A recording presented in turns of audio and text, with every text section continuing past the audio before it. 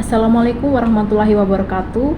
Om Swastiastu, Namo Buddhaya, salam kebajikan, Shalom, Salve, salam sehat untuk kita semua. Perkenalkan, nama saya Marcelina Soem. Saya dari jurusan Kesehatan Gigi Kemenkes Poltekkes Kupang.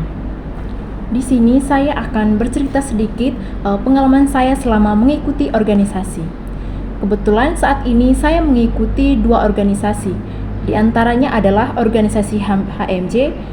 Di sini saya menjabat sebagai koordinator kerohanian. Yang kedua adalah organisasi IMPK atau Ikatan Mahasiswa Persekutuan Kubus.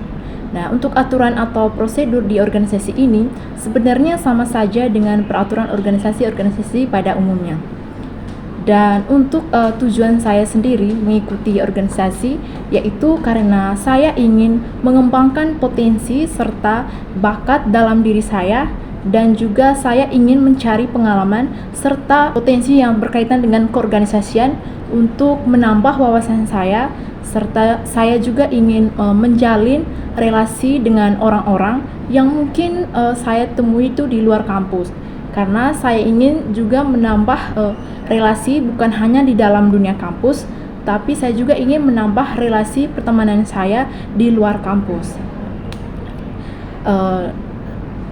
Dari mengikuti organisasi ini, menurut saya mendapat banyak sekali ilmu-ilmu yang bermanfaat, terutama dalam hal berkomunikasi, dalam hal public speaking juga.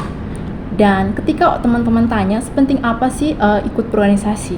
Nah, menurut saya teman-teman, mengikuti organisasi itu cukup penting.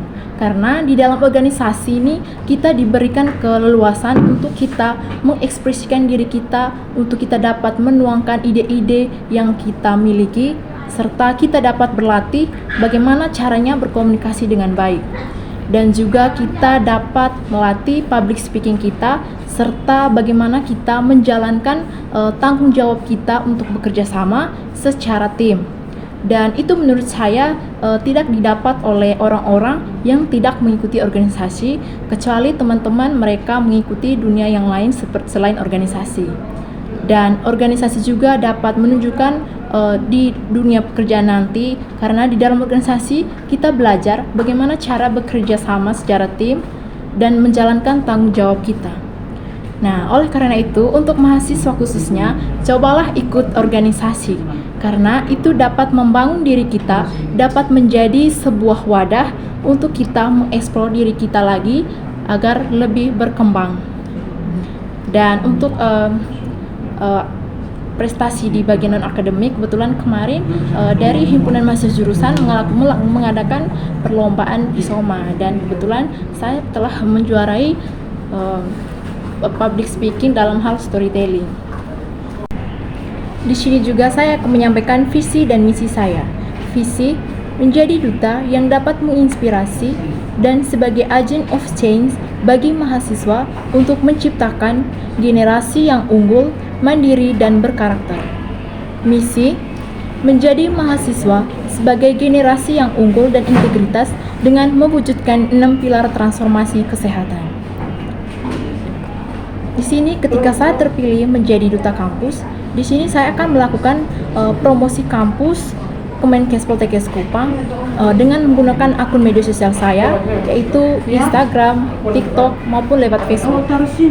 Di sini juga saya akan melakukan kolaborasi antara siswa SMA dan universitas-universitas lain untuk mengikuti berbagai lomba yang ada di kampus Poltekkes Kemenkes Kupang. Dan di sini juga saya akan membuat konten menarik seperti video, artikel, dan poster tentang kampus Poltekkes Kemenkes Kupang agar semua siswa SMA yang baru saja tamat atau ingin melanjutkan perkuliahan mereka bisa tertarik untuk bergabung bersama kami di Poltekkes Kemenkes Kupang. Di sini saya akan mencerita sedikit mengenai informasi yang ada di Poltekkes Kemenkes Kupang. Jadi, Poltekkes Kemenkes Kupang berdiri pada tanggal 16 April 2001 dengan SK Kementerian Kesehatan dan Kesejahteraan Sosial Republik Indonesia nomor 298/SK/4/2001 tentang organisasi dan tata kerja Politeknik Kesehatan. Politeknik Kesehatan adalah perguruan tinggi negeri di bawah naungan Kementerian Kesehatan Republik Indonesia. Berikut visi dan misi Poltekkes Kemenkes Kupang. Visi, menjadi perguruan tinggi kesehatan yang berkualitas dan menghasilkan lulusan yang unggul berkarakter. Misi 1. Menyelenggarakan pendidikan dan pengajaran yang berkualitas. 2. Mengembangkan keilmuan dan peningkatan kualitas penelitian dan pengabdian masyarakat sesuai perkembangan iptek dan pengabdian masyarakat berbasis riset. 3. Membangun kemandirian dan tata kelola organisasi yang baik. 4. Mengembangkan kelembagaan dan kapasitas institusi pendidikan sesuai standar nasional. 5.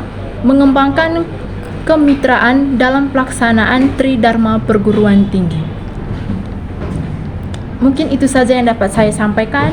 Sekian dan terima kasih. Wassalamualaikum warahmatullahi wabarakatuh.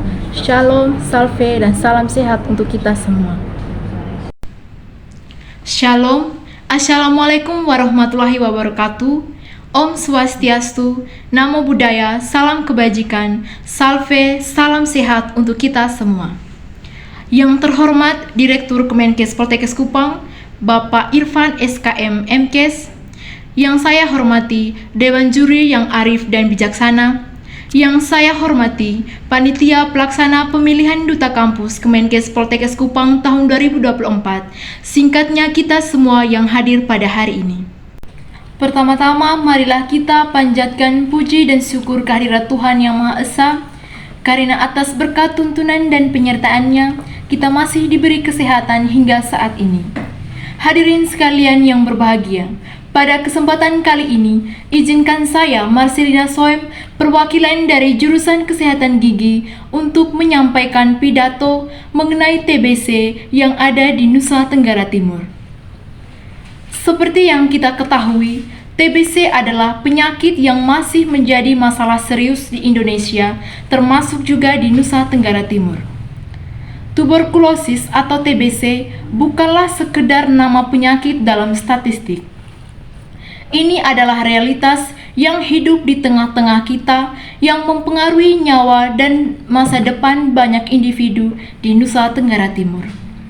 Hadirin yang saya kasihi, menurut riset data yang saya dapat dari bulan Januari sampai bulan November tahun 2023, TBC mendapat 75 kasus, di mana dari 75 kasus tersebut baru mencapai 20% yang dilakukan pengobatan, atau sekitar 26,7% di tahun 2022. Sementara itu, di tahun 2023, sekitar 49% diantaranya mendapat pengobatan. TBC tidak hanya mengenai batas atau pandangan. Ini menyerang siapa saja, mulai dari tingkat pedesaan terpencil hingga perkotaan padat penduduk. Namun, hari ini kita tidak hanya datang untuk mengenal masalah ini, tapi kita semua datang untuk bertindak. Pertama, edukasi adalah kunci untuk mengalahkan TBC. Hadirin yang saya kasihi, penting bagi kita semua untuk memahami gejala-gejala awal TBC, seperti batuk yang berkepanjangan, demam, kehilangan berat badan tanpa sebab yang jelas, penurunan nafsu makan, serta kelelahan yang luar biasa. Dengan mengetahui gejala-gejala ini, kita dapat lebih cepat mengidentifikasi kasus potensial dan memastikan bahwa mereka akan mendapatkan perawatan yang tepat waktu.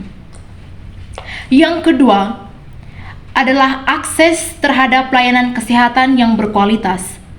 Harus dipastikan di berbagai daerah di Nusa Tenggara Timur, tantangan ini seringkali menjadi penghalang besar. Pemerintah, lembaga kesehatan, dan masyarakat sipil perlu bekerja sama untuk memastikan bahwa semua orang memiliki akses yang sama terhadap diagnosa, pengobatan, dan dukungan selama proses pemulihan. Hadirin sekalian, terakhir adalah tidak kalah pentingnya adalah tingkat tanggung jawab kita semua sebagai warga Nusa Tenggara Timur untuk berperan aktif dalam menjaga kesehatan kita sendiri dan masyarakat di sekitar kita. Mari jaga pola hidup sehat, tingkatkan kesadaran akan TBC, dan berikan dukungan tanpa syarat kepada mereka yang membutuhkan. Hadirin yang saya kasihi, dengan tekad bersama dan kerjasama yang luar biasa, saya percaya kita dapat mengatasi tantangan ini. Mari kita menjadikan Nusa Tenggara Timur bebas dari ancaman TBC dan memberikan masa depan yang lebih sehat bagi semua warga. Hadirin sekalian, demikian pidato yang dapat saya sampaikan.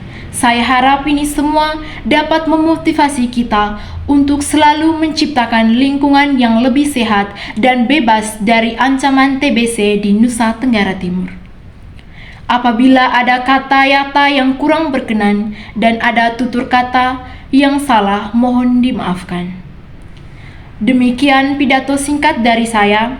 Wassalamualaikum warahmatullahi wabarakatuh. Om Swastiastu, Namo Buddhaya, salam kebajikan, salve, salam sehat untuk kita semua.